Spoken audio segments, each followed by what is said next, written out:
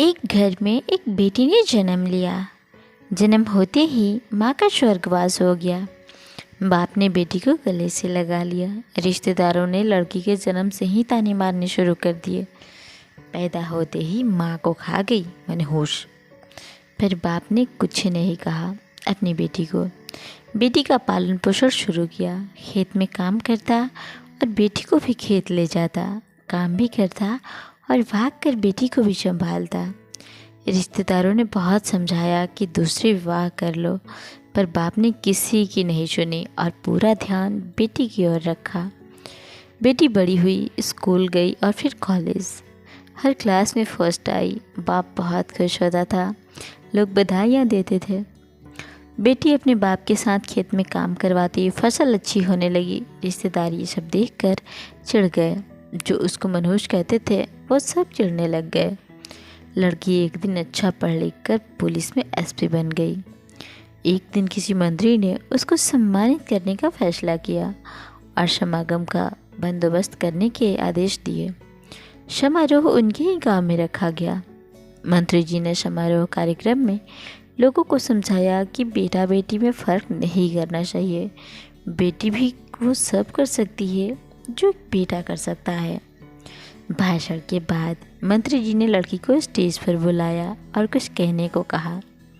लड़की ने माइक पकड़ा और कहा, मैं आज जो भी हूँ अपने पिताजी की वजह से हूँ, जो लोगों के ताने सहकर भी मुझे यहाँ तक ले आए।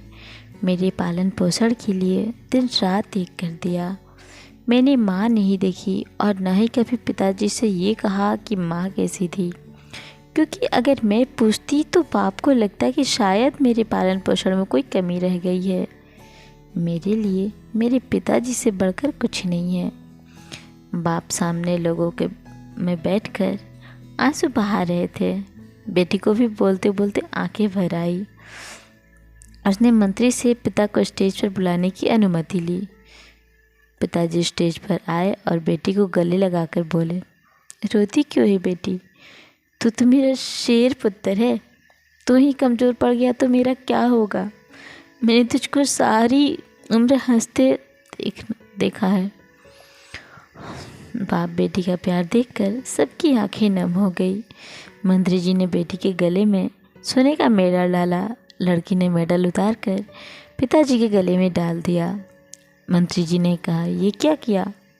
तो लड़की बोली, मेडल को उसकी सही जगह पहुंचा दिया और कहा, इसके असली हकदार मेरे पिताजी हैं। समारोह में तालियां बज उठी। यह उन लोगों के लिए सबक है जो बेटियों को चारदीवारी में रखना पसंद करते हैं। पर ये फूल बाहर खिलेंगे अगर आप पानी लगाकर इन फूल की देखभाल करोगे।